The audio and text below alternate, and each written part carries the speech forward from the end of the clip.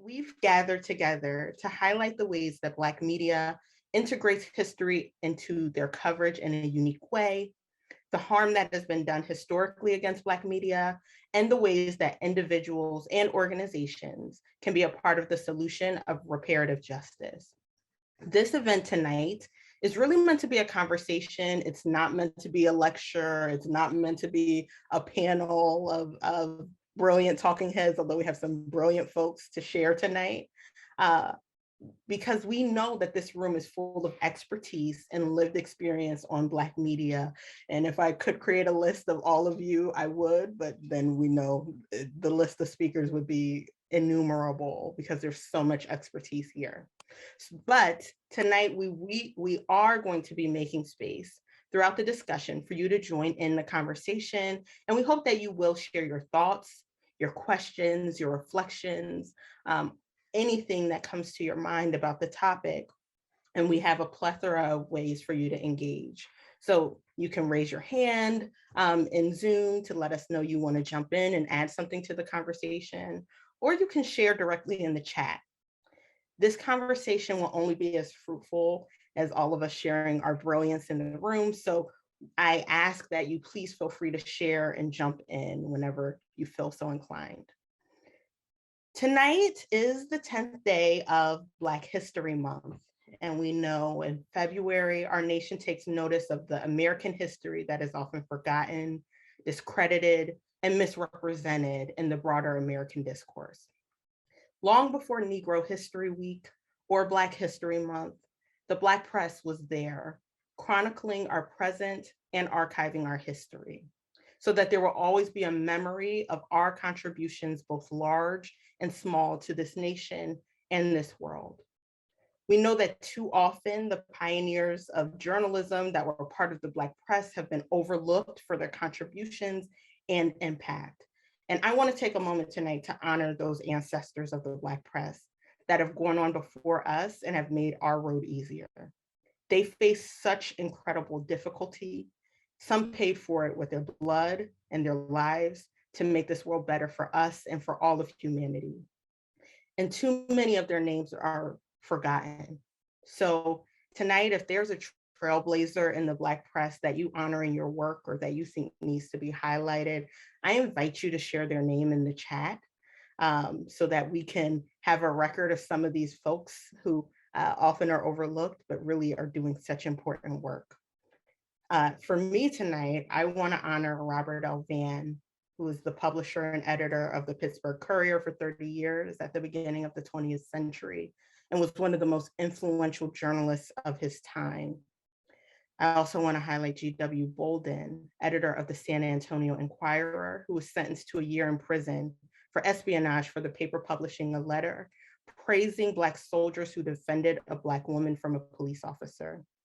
And finally, I want to honor Marianne Shadd, the first Black woman newspaper publisher in North America.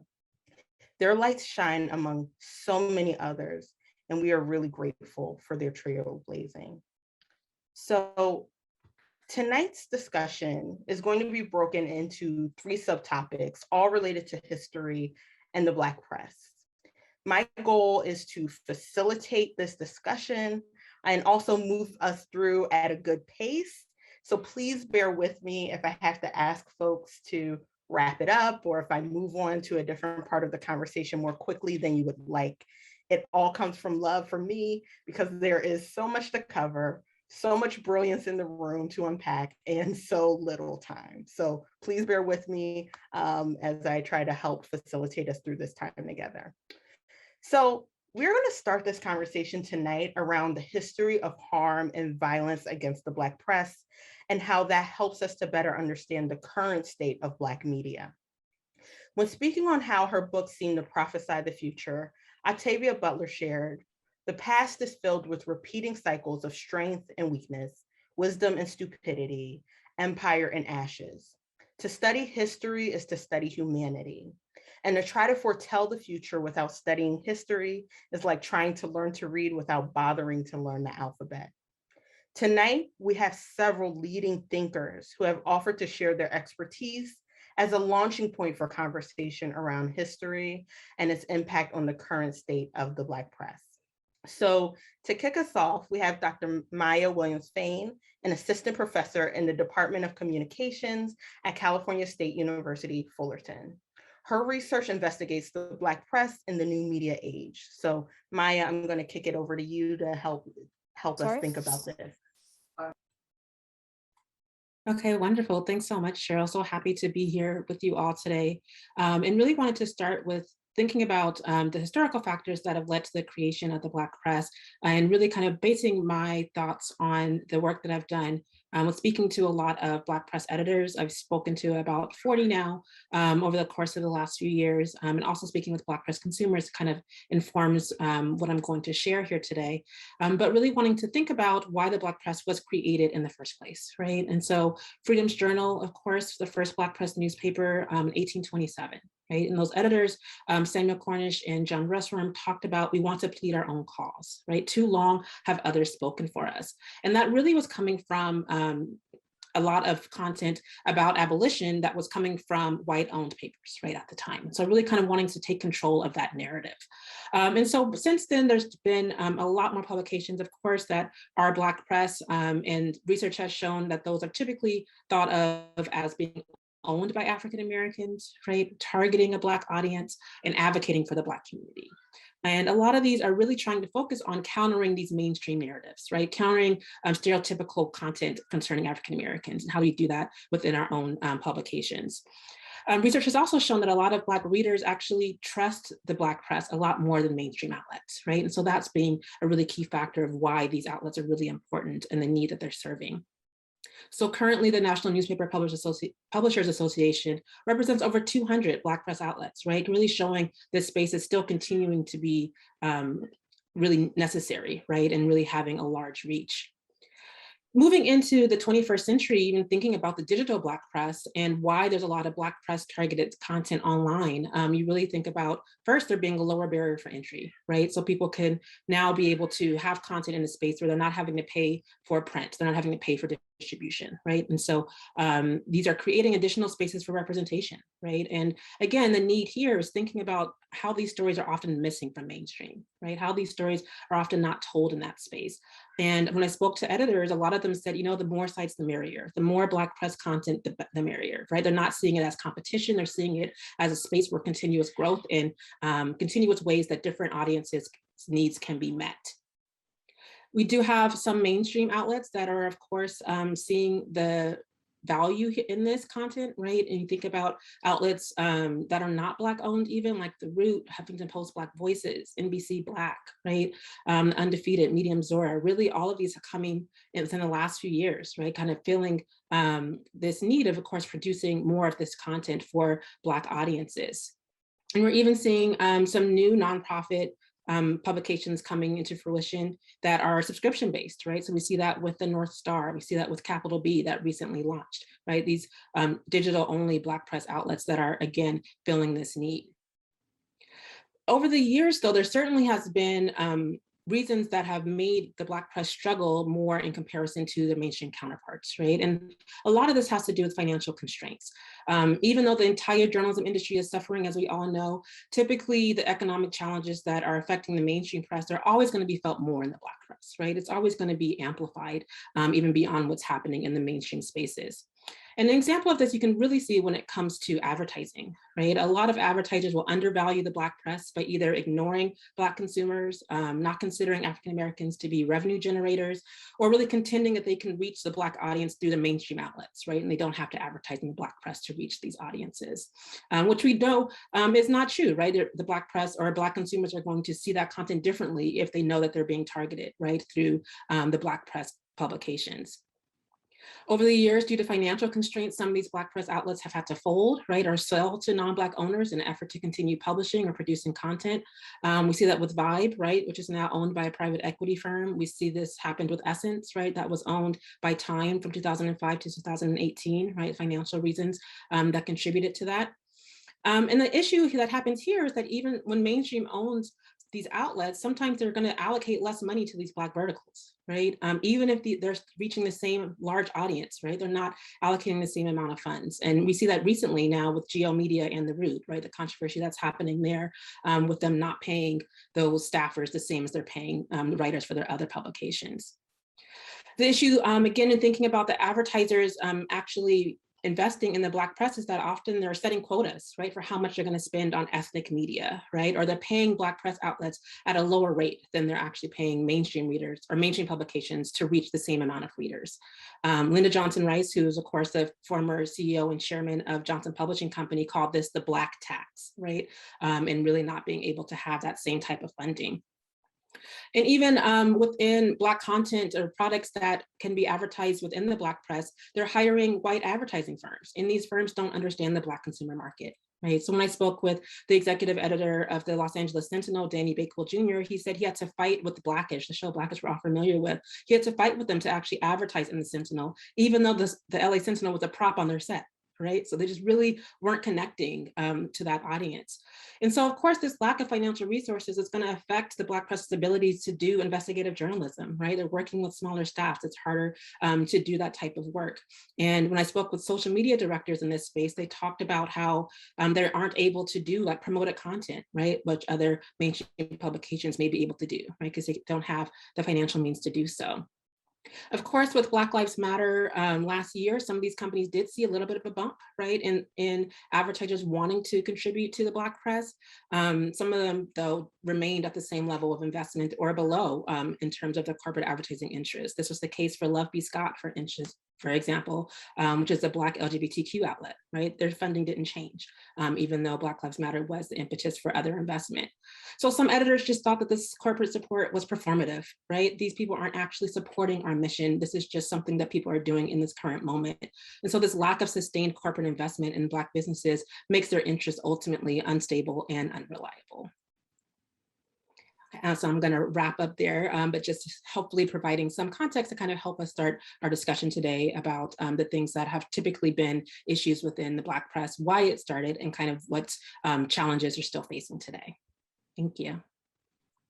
Thank you for that, Maya. Thank you for that context, both of like where we've been, why the Black press exists, and how it feeds into this modern era. I mean, I think your point, especially about the fact that any challenge that is felt in society overall or in journalism overall is going to be especially felt by the Black press because of all of the existing biases against Black folks in this country.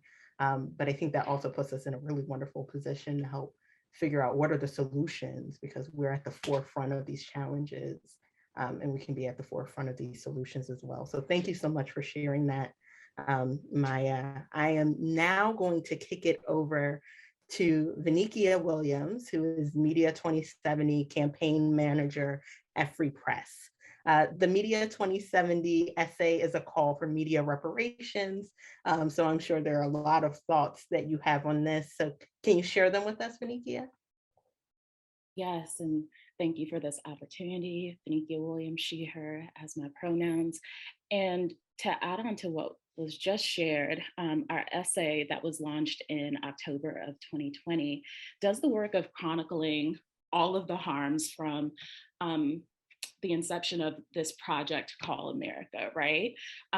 We know that as long as there's been the story of white supremacy, as long as there's been the story of domination and displacement of our indigenous kin, the media and the press has done the work of making sure a certain narrative is held within the minds of certain people, right? And so when you think about even the newspaper's roles in participating in human trafficking, right? They were talking about enslaved people and how people could buy, sell, and trade our kin as capital.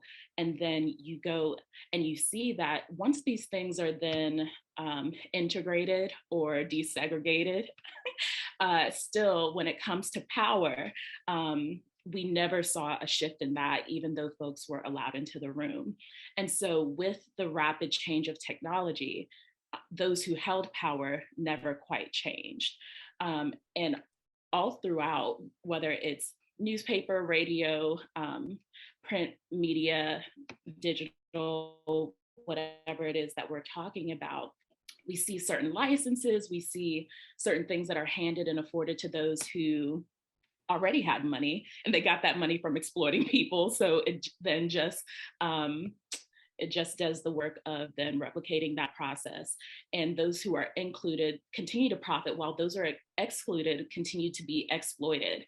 And so even once we had Black representation within these media spaces, still what you found was that it was easily taken away because there was no ownership of the means. We didn't control distribution, or it was short-lived, or we had to do so in underground means, right? So I always want to remind and encourage folks of the tradition of the griot. Like it wasn't through these traditional sources that we were telling our stories and making sure that the stories were heard. And so within this essay of chronicling years of harm, we also see years of counterinsurgents. We see years of fighting back against whitelash. And some of the folks, the names that were lifted up that we're honoring, these folks have done the work, they're laying the groundwork, and even the work of media reparations, which we'll get to in a little bit.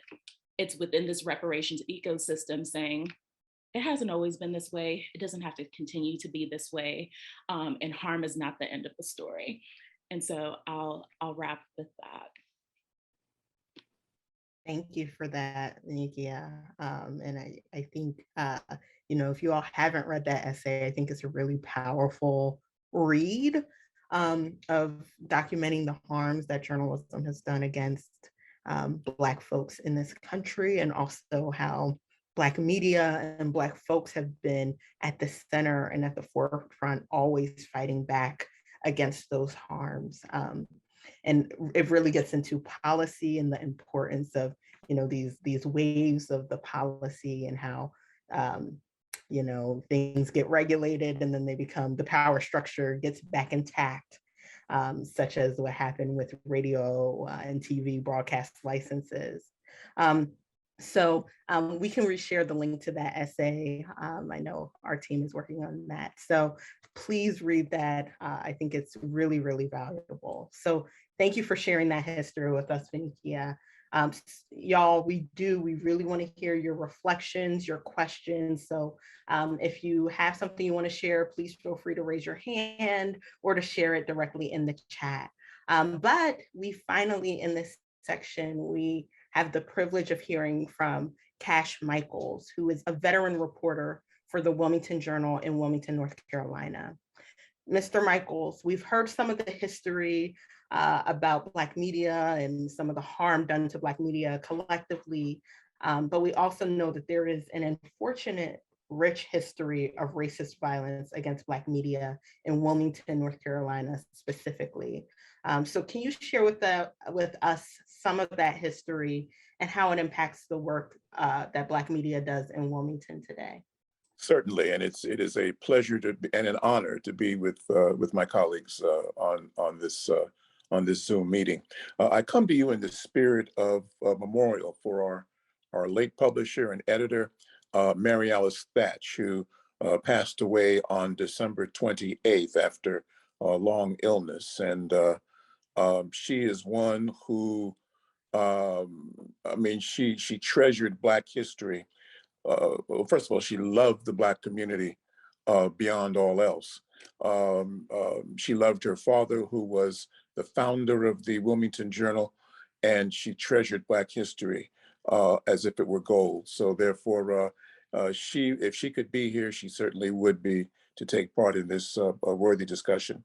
It was 1898, years after the Civil War, when Wilmington, which is a port city on the coast of North Carolina, grew, and where Black people were able to be very successful as far as businesses, as far as the arts, government, owning property. I mean, you name it, Black people were doing it in Wilmington, North Carolina, so much so that white supremacists said, at all levels said, this has got to stop.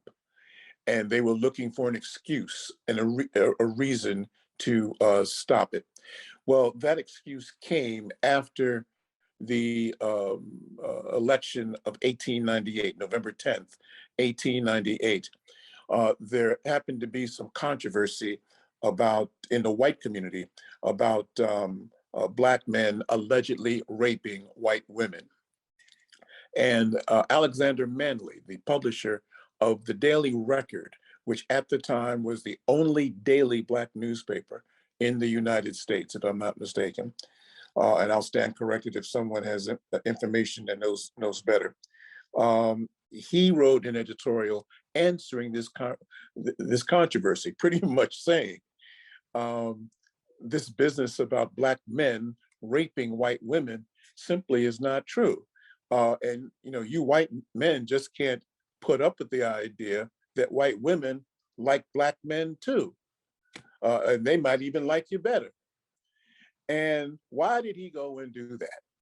And so the white supremacists had their reason. Many members of the Klan, of white supremacist groups, and others gathered weapons, and they attacked the Black community. And the next thing you know, Wilmington became the only recorded coup d'etat, overthrowing of the government in American history. They raided Black businesses. They stole property. They showed up at people's homes with weapons and forced them to leave or killed them. Many were forced to get on the next train out of town at risk of their lives. And many have never come back to North Carolina. There are generations of Wilmingtonians who left during that week of November 10th, 1898, and have never come back to Wilmington for many years. The Wilmington race massacre was never spoken of publicly for fear that it might happen again. That's how traumatizing it was. And so that is the cloud that Wilmington has always had, that the 1898 race massacre, I left out the best part, I'm sorry. They burned down Mr. Manley's newspaper because of his editorial. I forgot the best part, didn't I? And so, for years, that has been the legacy of the Black press. The Wilmington Journal and its immediate predecessor, the Cape Journal, were the next newspapers to succeed the Daily Record. Then it was May of 1973 when a white supremacist decided that he had enough of the Wilmington Journal. We had been covering the plight of the Wilmington 10 civil rights activists, Reverend Benjamin Chavis, who everyone knows, as well as one white woman and several Black teenagers who were accused and put on trial and convicted for burning down a white grocery store, which they did not do. There was no evidence ever that they ever had done anything like that. But this one particular white supremacist had decided that the Wilmington Journal's support for the Wilmington 10 was something that he simply was not going to stand for. And so he firebombed the publishing house. He firebombed the offices. The family at the time lived above the newspaper offices. So when he firebombed it, no one got hurt per se, but the offices were pretty much destroyed. And Mr. Thomas C. Gervais Sr., who was the publisher at that time and founder, he made it his business to make sure that nothing stopped, that the paper still came out that week. He had to go someplace else to get it done, but he still got the newspaper out that week. The white supremacist was caught and was jailed. There was a situation where the Ku Klux Klan talked about breaking him out of jail, but it never came about. But here in Wilmington, we know what it is to be on the business end of white supremacy. And in 2 weeks, I'll be hosting an event where we'll be discussing in Wilmington the similarities between January 6th, the Capitol insurrection, and 1898. And the similarities are striking, to say the least. Both of them happened after elections. Both of them involved trying to overthrow a government. January 6th almost succeeded. 1898 did succeed. A lot of Black leaders who were in government at that time, they were marched out at gunpoint, and white supremacists took their places. And so we are seeing the same attitude now that we saw then. And I'll end this by simply saying, if it happened to the Wilmington Journal twice, it could certainly happen to the rest of our sister publications at least once, as the politics of this nation become more and more divisive and more complicated. If these people are willing to attack the United States Capitol, it is nothing to come after our newspapers, which for the lack of saying otherwise, they're small businesses, and all they do is do their job. They're not in fortresses. They don't have money to hire security guards or anything like that. And the more that we print the truth in our respective communities, the more we become targets. Mr. Michaels, thank you so much for sharing that unfortunate rich history that is Wilmington, and the story of the Black press there, and this cyclical nature that we're seeing with violence, and also tying it to January 6th, which I don't think our country has still been able to appropriately reckon with. And I think even just recently with the HBCU bomb threats that have been happening across this country, and just how many of our institutions are under attack. So your point about the fact that, if it could happen to the Journal twice, it can happen to any of us. And we need to be prepared for what it means to be speaking truth to power, and calling for systems to be, changed to better reflect the entirety of our society. So thank you for sharing that. That was really, really powerful. We do have time in this segment. If anyone has a question or a reflection, please feel free to share it in the chat, or also raise your hand. I see Stephanie, I hope I pronounced your name right. You have your hand up, so please feel free to jump in. Hello, good evening. My name is Stefan Anderson. And I wanted to add on, because I have family in North Carolina. So Wilmington wasn't just the only place where it was a rich culture for Blacks. Durham was another place too, but we had our own Black-owned banks. We had barbershops, school systems, until they burnt it down. And I believe that was in like the early 1990s, or like going towards 1980s or so. They was also considered like the Black Wall Street, just like Oklahoma, Tuskegee. Thank you for raising those points. If there, that what was happening in Wilmington is just one picture of an entire thriving societies of Black communities throughout this country, and North Carolina, and throughout this nation, that were attacked in many different ways to stifle that growth. So thank you, Stefan, for sharing that. Nehemiah, I saw you had your hand raised too. Do you want to jump in the discussion? Yeah, absolutely. Thanks so much for having me this evening. I mean, just first of all, Mr. Cash, it is wonderful having someone like you on this panel. You are full of wisdom and history, and just thank you for giving us that today. To me, it is a gift, right? Just sitting here listening to what happened in Wilmington, and the same thing happened here in Tulsa, right? Everyone knows we're coming off of the centennial year of the 1921 Tulsa race massacre, and much like the accusations of Black men raping white women. That was the same situation that happened here.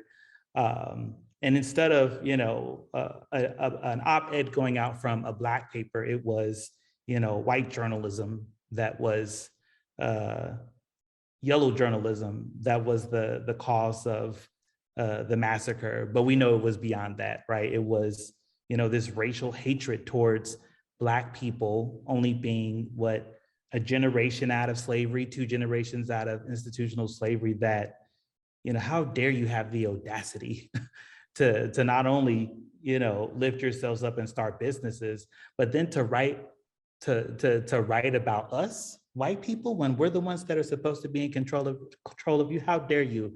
We need to shut this down. So thank you so much for sharing that with us. My pleasure. My pleasure. Yeah, and I see people in the chat definitely, raising you up, Mr. Michaels. Thank you so much for sharing that. And I also see Abe Levine said, to your point about January 6th and how that ties so closely to what we've seen in Tulsa and Wilmington and so many other Black communities, that the RNC is currently redefining January 6th as legitimate discourse and rewriting of history in the present time, and which is so similar to what we saw of the either erasure of what had happened in these Black communities, in these examples that you both raised up, or just a total propaganda attempt to legitimize why this bloodshed had happened. So thank you also for raising up that point. And thank you, Abe, for adding that to the conversation as well.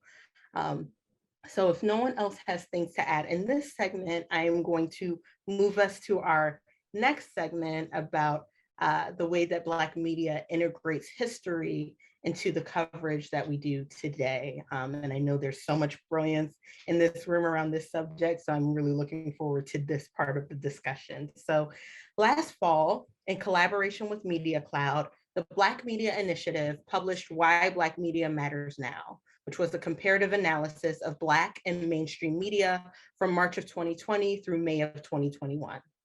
The goal of this research was to show the unique role Black media plays in society and why it is just as necessary now as it was 50 or 100 years ago. One of the findings from that study was that Black media provides historical context to present-day challenges.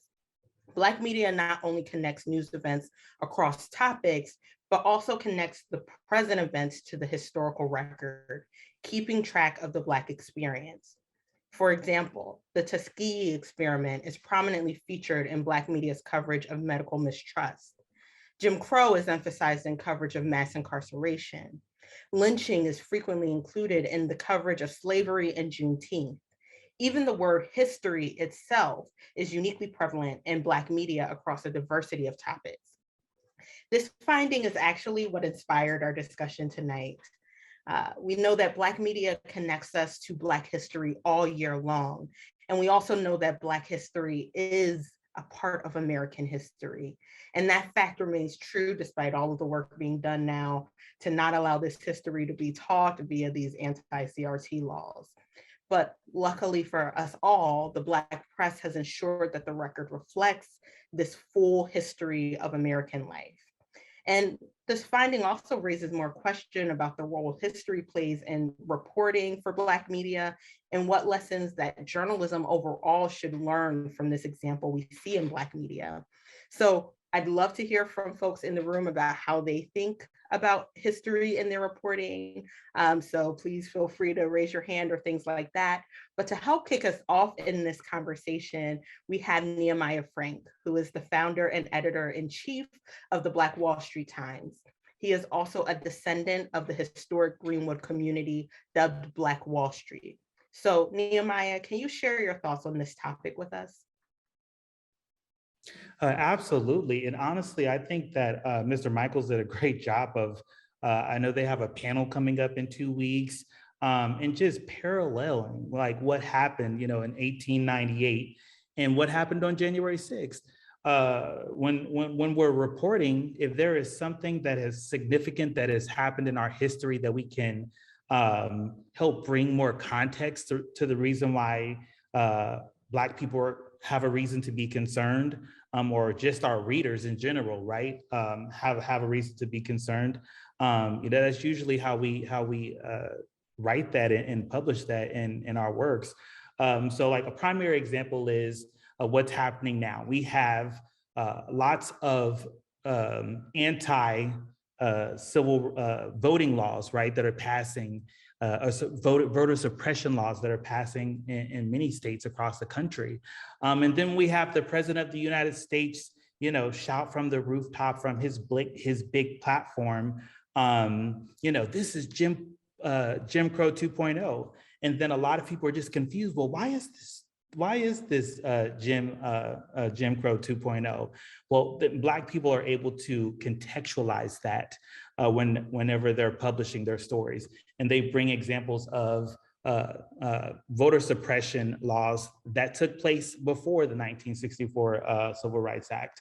And I think that's something that we do. We've done that with the John Lewis Voting Rights Act. And then, of course, the Voter Advancement Act, that both bills that did not pass, unfortunately. But yeah, bringing up history is crucial to being able to contextualize, why Black people are concerned. Earlier, Cheryl had brought up, the Tuskegee situation, the Tuskegee experiment. A lot of people were just concerned whenever COVID broke. Why are all of these Black people concerned to get vaccinated? Well, here's the context. Here's the historical reason why. And honestly, it can be exhausting at times that we have to always over-explain ourselves. But it's important. We want to get away from the revolving door of repeating history. And the only way to not make the same mistakes is to be able to contextualize it in our articles. And I'll end with that. Thank you for that, Nehemiah. And I think, I hear you on the fact that it can be exhausting, but it's really invaluable for helping people to understand where we are and how we've gotten to where we are. So we're grateful for you and the work you're doing at the Black Wall Street Times, and for so many people on this call who are similarly doing that work. So we are now going to open it up with that grounding that Nehemiah gave us for conversation about how you all are tying history into the work that you're doing. So I see, Larissa, you raised your hand. So I would love to hear from you and your thoughts on this. Hello, can you hear me? Yes, we can. Okay. So I was trying to get my thoughts together for the first segment. So you could feel free to jump up between those. We want to hear it. Okay, so I'm at work, so please forgive me if I'm a little on the quiet side.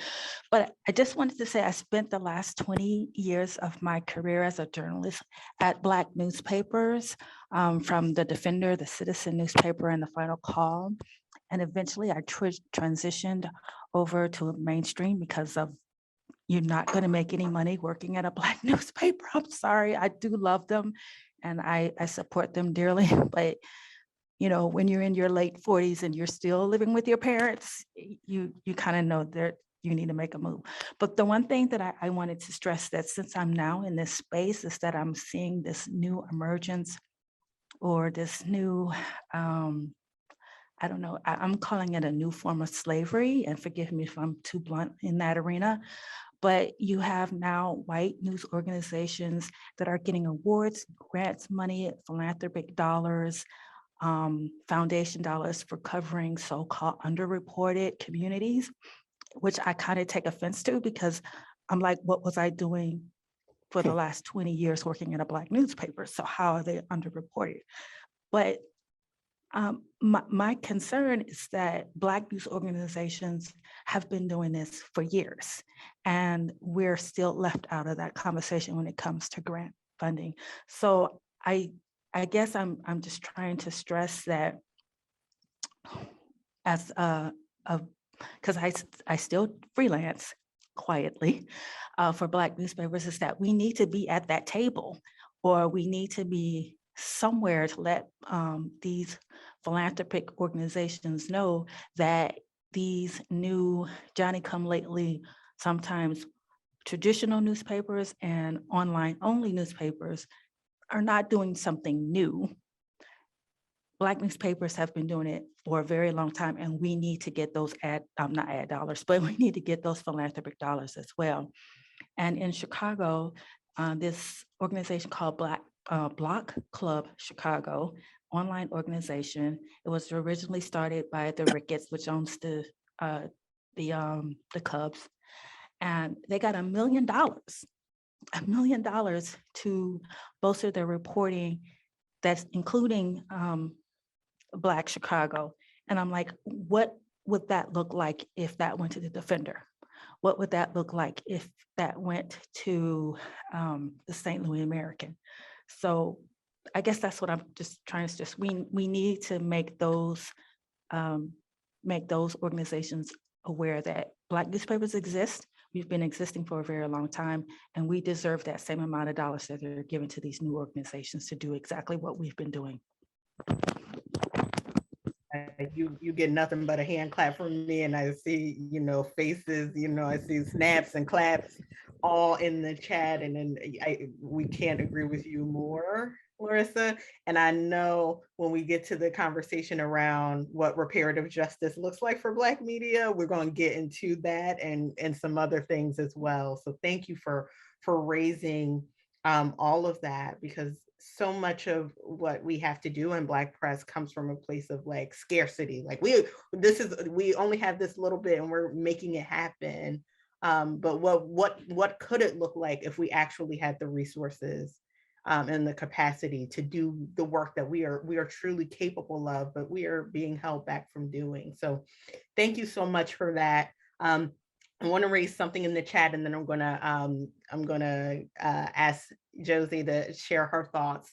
Ari Lopez Way says, it's a big difference from mainstream media outlets where the historical context is often left out or completely ignored when talking about the issues we're facing today. It's a complete failure and disservice. And I 100% agree with you. I think talking about today's events without the historical context is pointless, because in many ways we've been here before.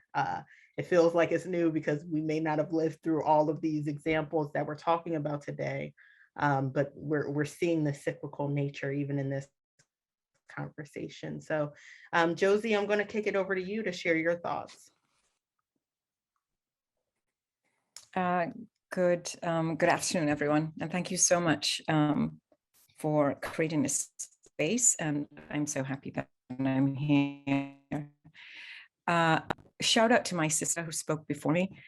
There are a couple of things that are happening, right? So when we have conversations with white media and white reporters in white media in spaces to speak to racial equity in journalism, they express their frustration around funding because they're not able to cover communities, underserved communities, as they term it. My response is always, it's a mythology, right? That they can't fund because they don't have staffing, or they don't have financing. They've never funded our communities. They've never reported on our communities, and they've never reported in ways in which we can tell those stories. And so I think that's something that we have to pay attention to. So as we engage in these conversations and collaborations with legacy newsrooms, white newsrooms, we're engaging in a conversation that says, they're the ones who can pull in the funding, and then they subcontract out to us. I think that's a piece that we need to sort of deconstruct. So we become subservient and supplicant, even within spaces that we're being identified as experts in it. We're experts in our community. We're experts in the way in which issues, actions, policies, laws, norms impact us, but we're subcontracted. Then the flip side to that coin is we become fetishized.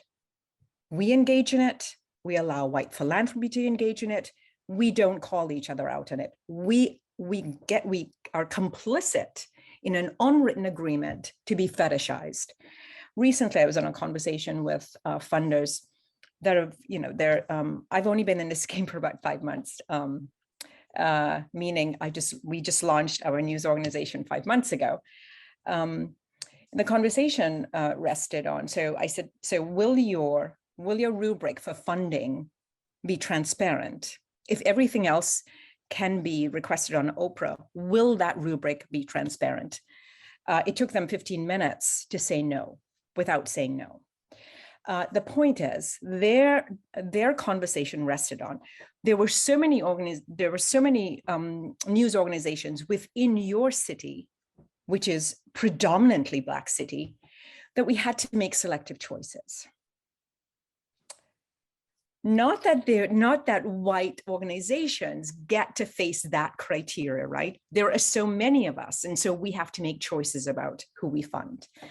So I wanted to talk, I eventually, Cheryl, and you're so great at identifying these points for us to discuss. One, how we're fetishized, and two, the mythology that white legacy newsrooms have been covering our stories, and they can no longer cover our stories because their funding has been reduced. So thank you. Thank you for that. The chat was going off as you were sharing all of those thoughts, Josie. I think you were able to encapsulate in really clear language what so many of us feel, what so many of us are experiencing, and what sometimes is hard to put into words because the system is one in which you feel it all around you, you see the effects, but sometimes it's hard to put into words because it's the only one you're used to. But your points about, the fetishization, and your points about this mythology that the reason that coverage isn't happening of our communities by mainstream outlets is because they have shrinking newsrooms, I think is really a really powerful point. I want to highlight a point from Delante, and then I'm going to go to Abe. So Delante said, I think that history plays a huge role in reporting. History helps to contextualize information. It helps us to understand our place in space, and it helps us to make sense of the present, which 100% agree of why this practice is so important and should be in all media, not just Black media. So Abe, I'm going to kick it over to you to share your thoughts. Thanks, Cheryl. I'm Abi. I actually didn't quite understand what you meant, Larissa, by fetishization of Black newsrooms. I was wondering if you could speak more to what you meant by that through space and time. And I was also going to ask, given that there is so much of a white lash to like the 1619 project, the 1776 project, and there's historically this like redefining the Civil War as a just cause of the South.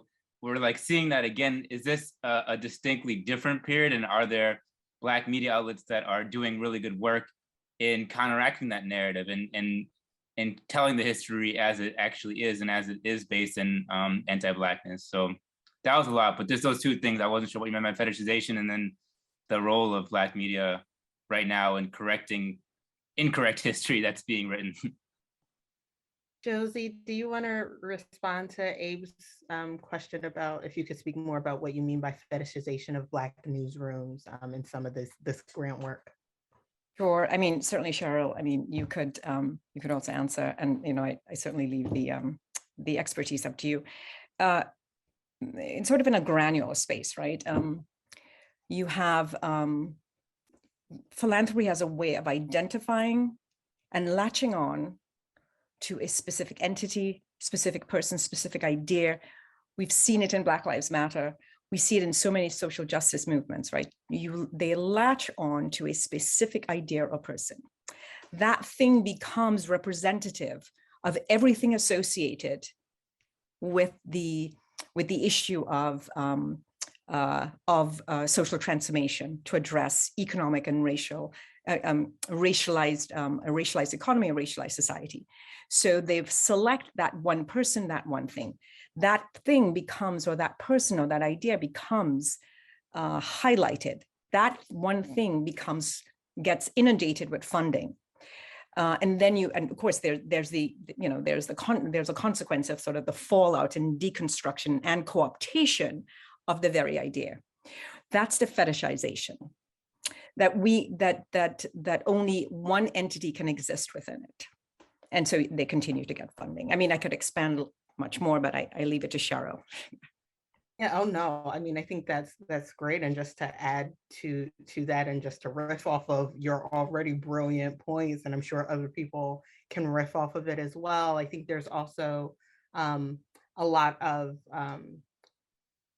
funding focused on supporting mainstream newsrooms, collaborating with newsrooms led by people of color.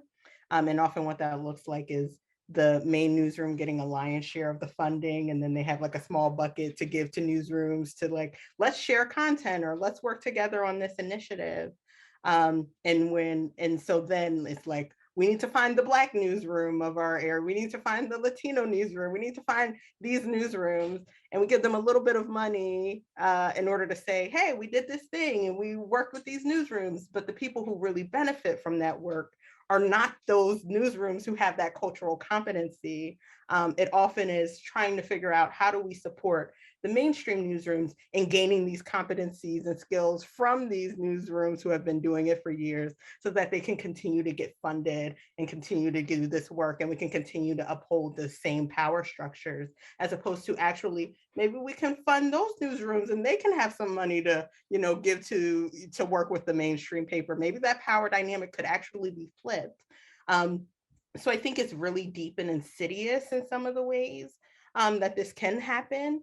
And I think that's part of, like, when Josie said that, that's what came to my mind as well. But I'm sure people have a lot of thoughts. I see the chat, people are going in about that point. So I hope that's helpful context, Abe. And in terms of your other question about people doing really great work about contextualizing the history, I mean, literally every Black media publication that I read is doing the work of like contextualizing what the heck is happening within the context of January 6th and all of that. Actually, one of the other findings we had in that report, Why Black Media Matters Now, is that Black media, when January 6th happened, they were much more likely to call out the behavior and be like, this is insurrection, these are terrorists, these are like, the language, like, they were very clear from the start. It wasn't any like, these are marchers, or what do we call these people, or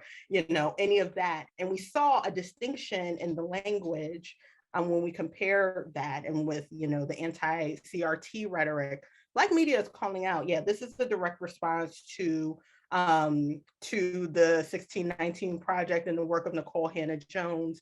Black people are calling out some of the egregious examples of some of the stories and books that are being banned from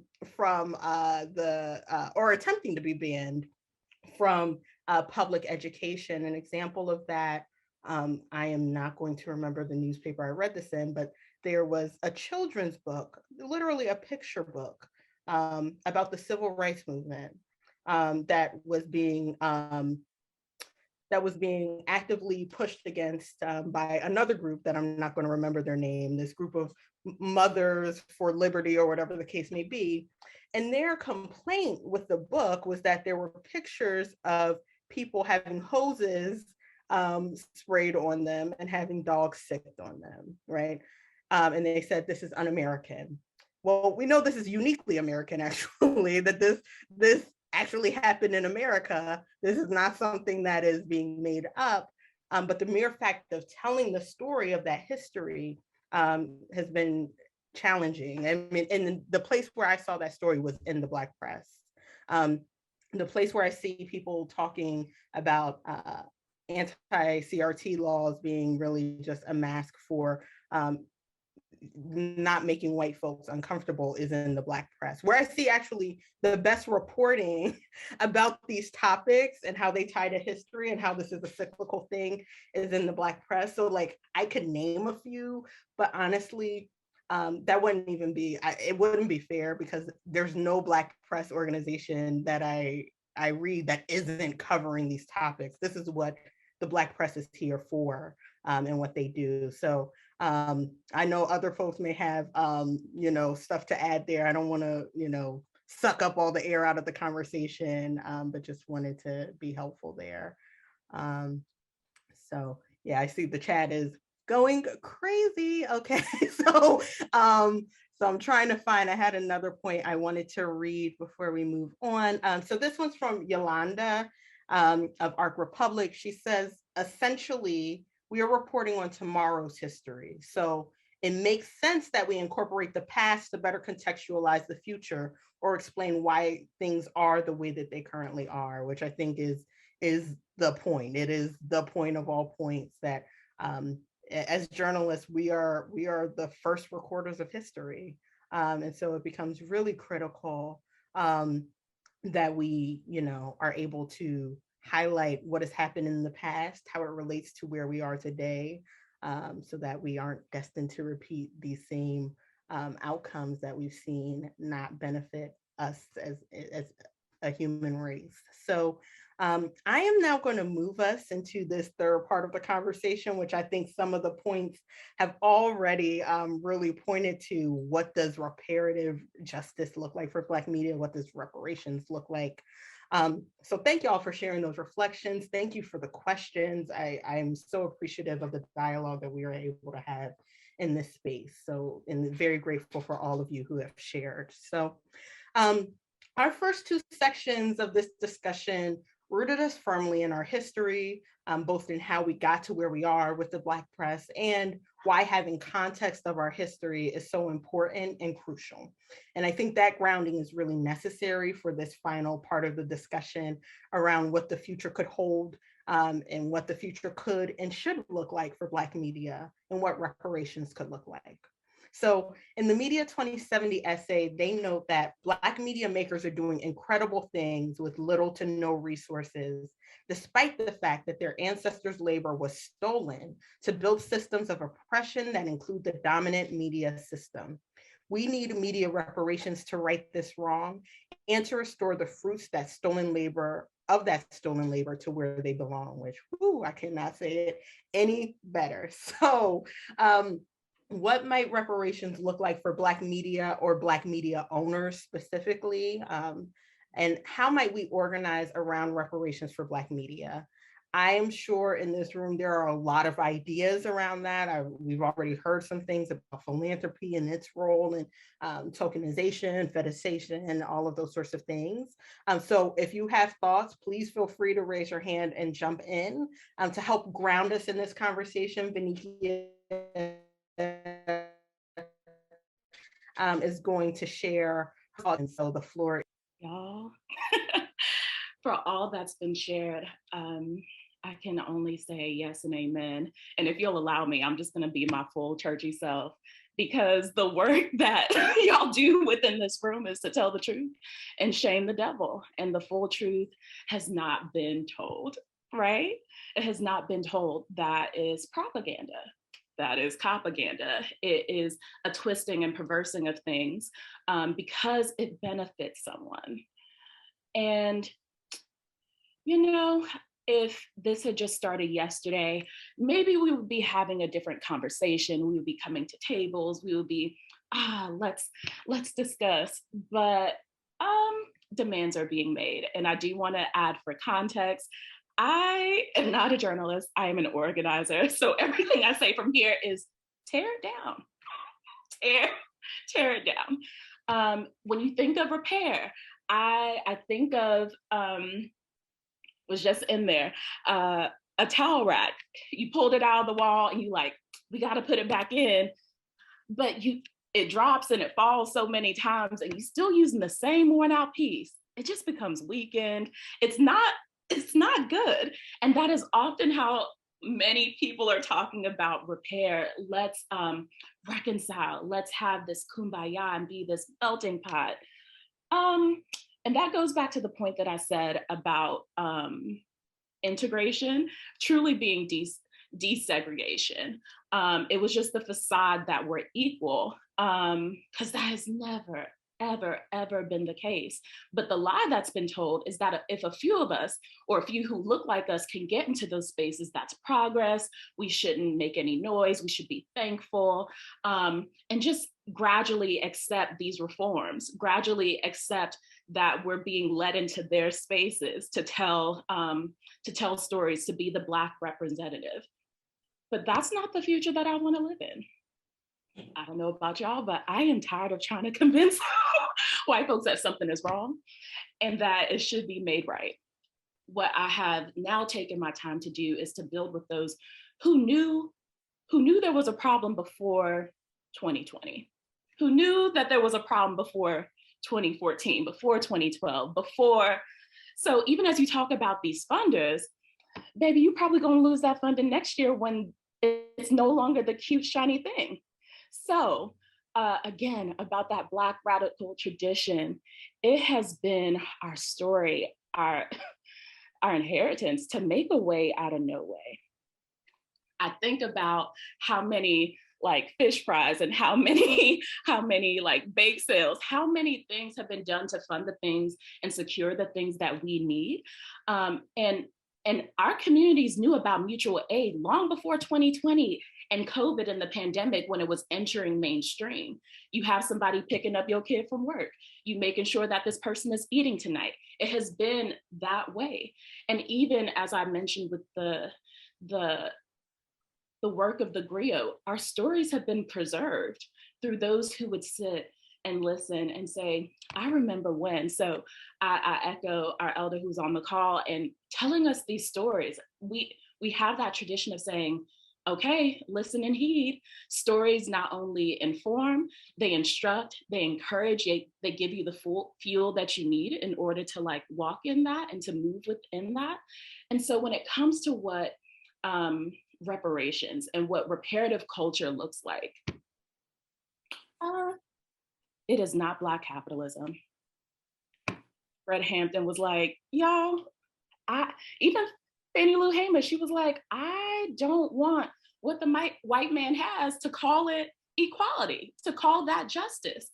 It is not just proximity to these things, entry into these things, assimilation into these things. That's the win for us, which is how it's been told. So I've grown an appreciation for the spaces that are being made that are almost like the hush harbors. They're happening outside of the view of empire and establishment. So I give thanks for the Black newspapers. I give thanks for those who podcasting. Everybody got a podcast now, but some of it can be cacophony, but I give thanks that we're able to find new ways, always shifting to be able to tell our stories. And while we're doing that, we know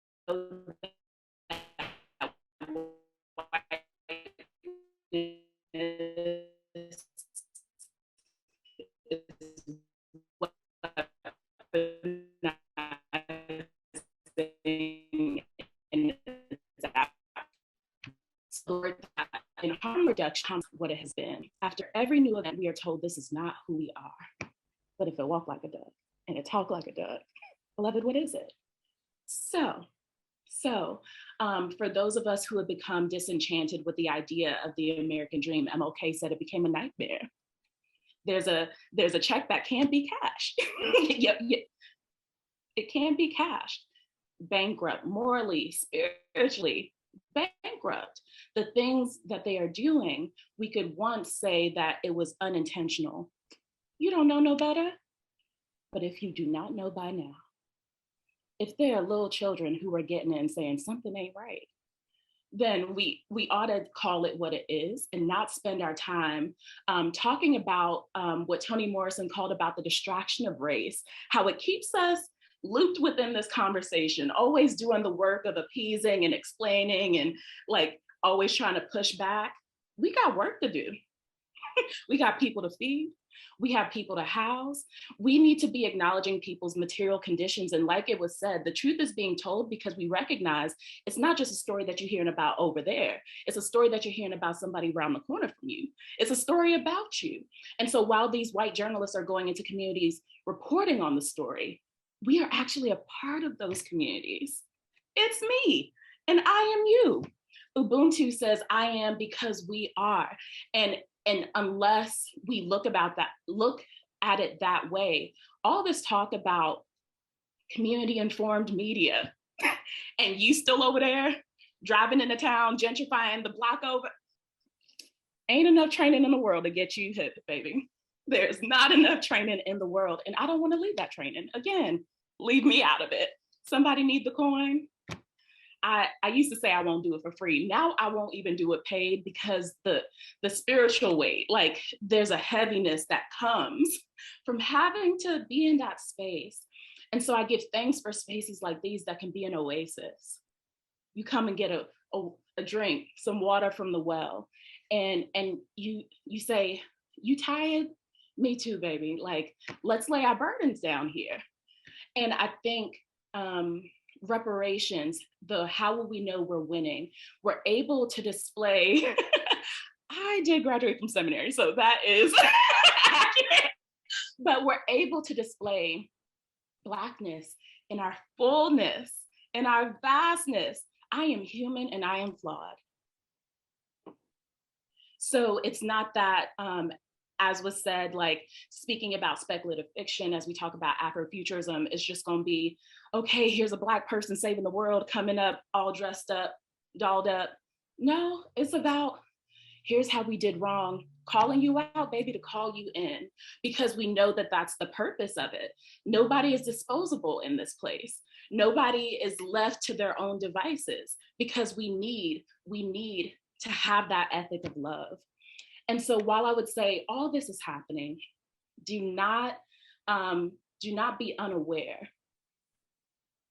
And while we have reason to be concerned, I want to give you tonight, we don't have a reason to be discouraged. Like I said, there is a history of us making a way out of no way. And while we might be tired, it says, sweet honey in the rock, we who believe in freedom cannot rest until it comes.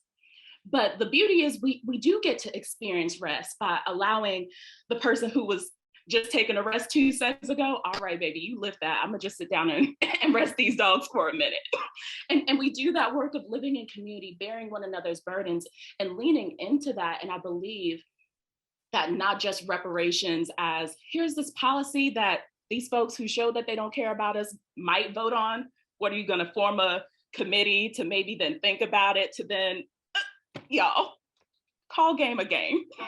So while they over there talking amongst themselves, we still have things to do. And I believe that all that we need is in the room. It does not always look like money. And the lie has been told to us that that's what freedom equates to, is having like those access points. But there is no way that I have $1 and you go hungry. There's something that has to shift about our ethic and how we're doing this thing, wherever you find yourself within the media system, as a maker or partaker. Still, like, the way that we do this thing is saying, we all we got, because we know we can't wait for them to get some act right and change their mind. So in this space, how will we keep one another?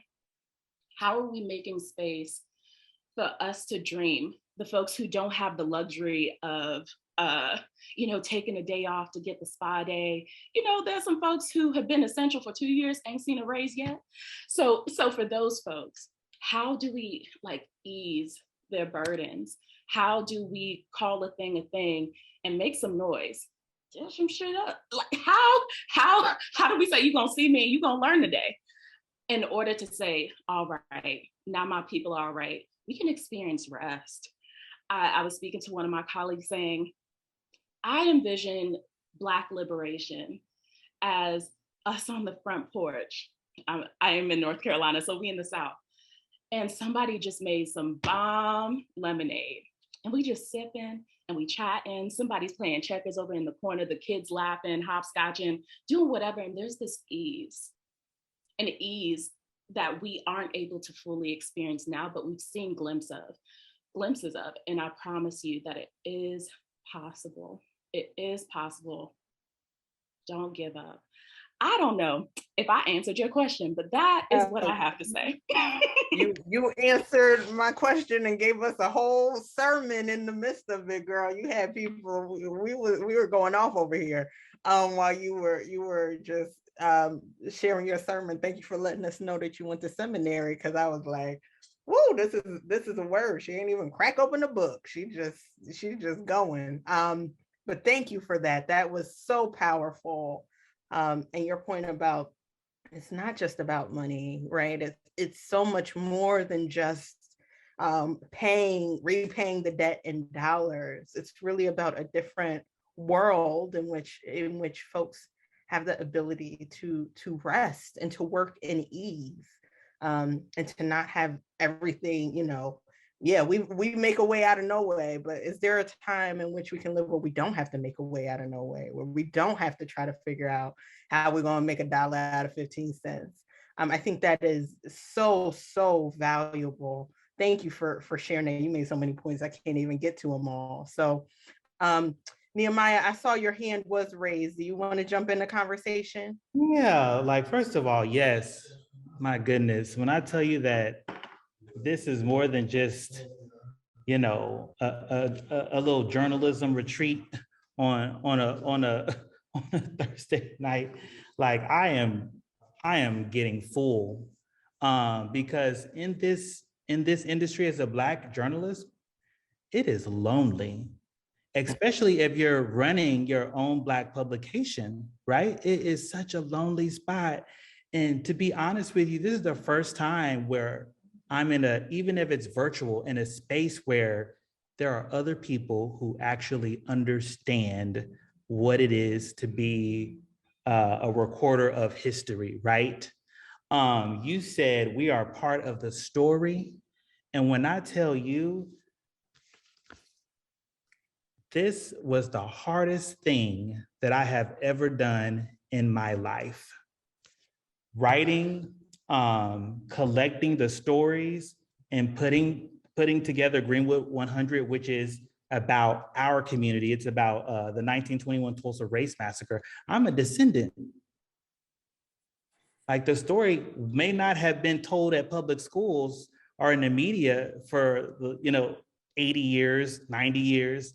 But in my family, this stuff was getting passed down. We were talking about the trauma behind closed doors. And so as a grown man, to have to sit down and to look at the photos of my community, right? These people that are burnt up and charred, possibly someone that my great-grandparents knew or my great-great-grandparents knew. That's how real it is. Like, it's not like we're just flying in and landing and then we get to fly back out and go back home to our little bubble. The trauma, we internalize the trauma as Black reporters.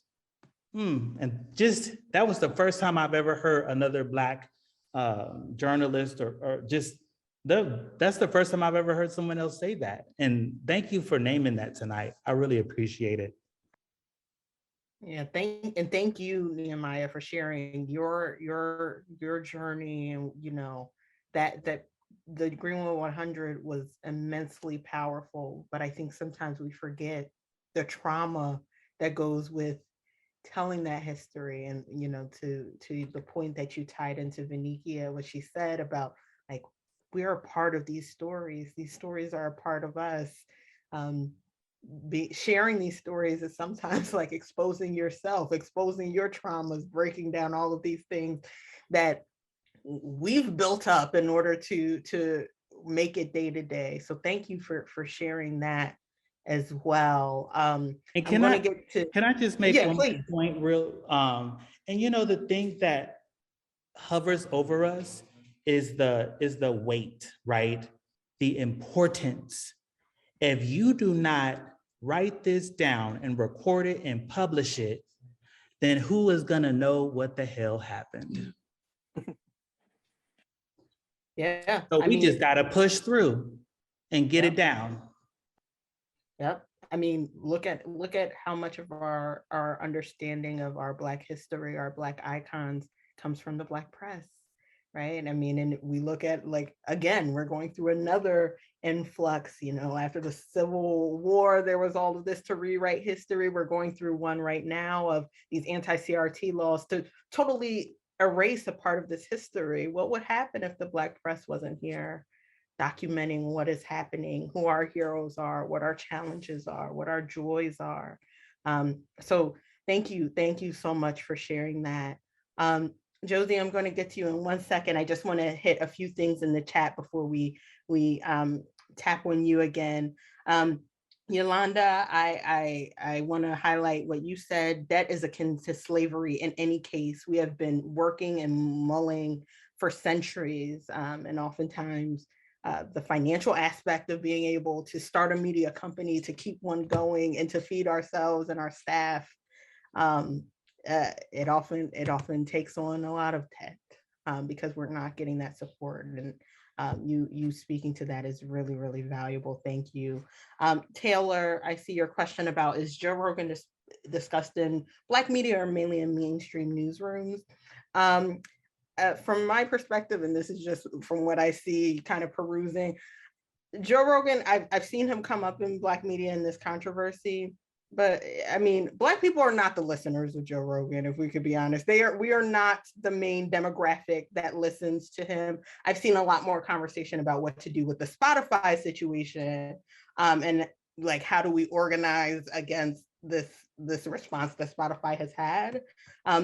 And even that has not been the biggest conversation, but I've seen more of that than Joe Rogan, because we're not the people who are fueling Joe Rogan's engine anyway. So I'm now going to kick it over to Josie for your thoughts. So I'm a lot older than most of you, so I'm a bit long-winded. So let me first begin by saying, thank you, Sister Vinicia. When I run listening to Jeremiah Wright and Cornel West, right? So when I'm running in the park, that's who I'm listening to. We launched our news organization to do a few things. One is to use, because I'm also an organizer, I'm not a journalist, but I've been able to sort of drag a couple of sisters along with me who've been trained journalists, and we're all volunteer. To use journalism as a tool of civics and civic engagement, to demythologize the idea of who we are as Black people in this country, and to challenge the idea of meritocracy that journalism creates, and to create spaces for citizens to be able to write. And I have some folks who are volunteer to be really great editors. In the piece, which gets us to the piece on reparations. And so I think we have to, the one point which is such a strong point that you made is that this is an economic fight, right? This is about capitalism. This is about racialized capitalism. This is about what we are living through right now, which is feudal capitalism. And so capitalism plays an incredible role in the way in which we think about ourselves and think about who we are in the world, including how we understand social justice. Because social justice has become commodified. You can buy and sell it. It's packaged, well packaged. And that's what's occurring. So when we talk about reparations, we have to understand the way in which we are complicit in the narrative we're creating around civil rights, social justice, and there are some examples of it. It's Al Sharpton and Derek Johnson going to Goodell to undermine the very case that Brian Flores is doing, right? The same thing that Jay-Z did with Goodell. These are stories that we should be together, collaboratively telling these stories consistently across all Black media organizations, all press organizations, right? We are complicit in creating a new idea of what revolution looks like, what it's supposed to look like what liberation should look like. News is where news has always been. I mean, Thomas Paine, right? The founding father, white man, who seeded a revolution through his words. Thomas Paine did the same thing. And when you read Thomas Paine and his piece on the press and the value of the press, we have to internalize what Thomas Jefferson wrote about the press. Reparations is about liberation. It is a check separate from liberation, because a check does not get you does not deconstruct capitalism unless we deconstruct it ourselves, which is to step outside of it. And Malcolm X talks about this. Recently, I was on one of these sort of things for oppression in journalism, led by a Black woman and two young white men. And they showed examples of what violence looks like. And of course, violence is always about police violence. And at the end of it, I said, you understand that violence happens when a Black journalist loses his or her job, when he or she reports on the truth of racialized spaces. That's one. Two, that very, very few Black journalists are seen as having the capacity to report on, as I said to them, on nuclear war, on the troops that are being built up between Ukraine and Russia, that Black journalists aren't seen as having the intellectual and critical thinking skills to connect what's happening now to pre-World War II, to trilateralism, all the way back. We're not seen as that. Reparations is separating money from liberation and revolution and recognizing the way in which we are allowing these definitions to change, because we're now seeking liberation and revolution in very full frontal ways. So thank you. Thank you for that, Josie.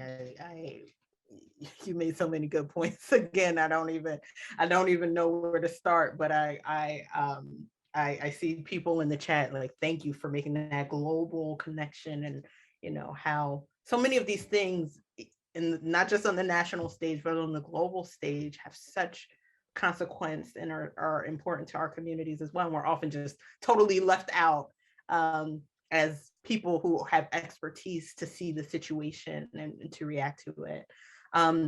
Let's see. I see, Vinicia, you raised your hand. Oh, yeah, Devon, I see that you're tuned in with your 94-year-old grandmother. That's awesome. We love to see it. And it's good to see you here, Devon. Vinicia, I'm going to give you, unless there's anyone else who wants to speak, I'm going to give you the last word. Is there anyone else who wants to share anything? Otherwise, I'll give Vinicia the floor. Vinicia, the floor is yours. Thank you. And Josie, you're hitting all the points when it comes to imperialism. It doesn't rest, and U.S. imperialism is at work abroad, which is why it's important for us not to be ignorant of how all these things are interconnected. MLK talked about the three evils, right? He talked about militarism, he talked about capitalism, and he talked about racism, and that it's three-pronged and constantly working together. And even when we talk about our troops abroad, and then when you talk about when you talk about the cops here, they don't protect people, they protect property, capital, and their interests. So there will always be misinformation. There will always be redirection. Like you talked about Joe Rogan, we ain't been talking about that. Folks been talking about the things that actually matter, but there are things that are kept in the news cycle because it seems flashy, it seems profitable. But I am for the truth, no matter who tells it. And we have to be committed to said truth.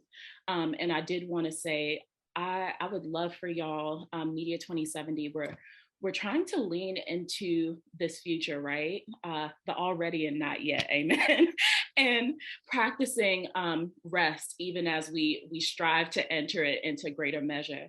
And so I invite y'all, email me. We're trying to pull together a consortium that's doing this political education. This is all political, y'all. And there's no way to depoliticalize it. Also, the Democratic Party does not love you. So again, tell the full truth, shame the devil. And y'all join me, slide in the DMs. I'm here to talk. Vinicia, thank you for bringing us in. And I see people are sharing in the chat. Taylor, thank you for sharing about the example of the early Chinese immigrants who were also suing for reparations for some of the harms done against their communities. There's so much to learn from different communities that have been historically marginalized. So thank you for raising that up. And thank y'all so much. This was so rich for me. I gained so much in this time hearing from you all, your thoughts, your feelings. I want y'all to know, especially those of you who work in Black media, we aim to create spaces like this fairly regularly. They're not always public conversations, but we are working to create more spaces for conversations like this, networking, community, because I know we talked about the loneliness that comes in doing this work. So please stay tuned for that, for more spaces like this, for us to be able to talk, conspire, and support each other as, you know, the not yet, what is already here, but what is also not yet as we're working toward that future. I just want to remind you all, for some of y'all who are on the call, we have applications open right now for a project called Black Media Product Strategy, and that is going to close next Thursday. So we're sharing a link to that in the chat. We'll also share a follow-up note with that as well. And Vinicia, if you have, I know you all are having an event of rest next week. If you could share that link with me, I'll include that in the follow-up email as well, along with the recordings. We just want to thank y'all so much for taking the time to be here, sharing your brilliance with us, and we're looking forward to doing this again soon. So I hope you all have a wonderful, wonderful night. We'll be sharing the chat as well as this recording. Just I saw people ask because people are sharing their handles and all of that. So thank y'all for being here and looking forward to seeing y'all all soon.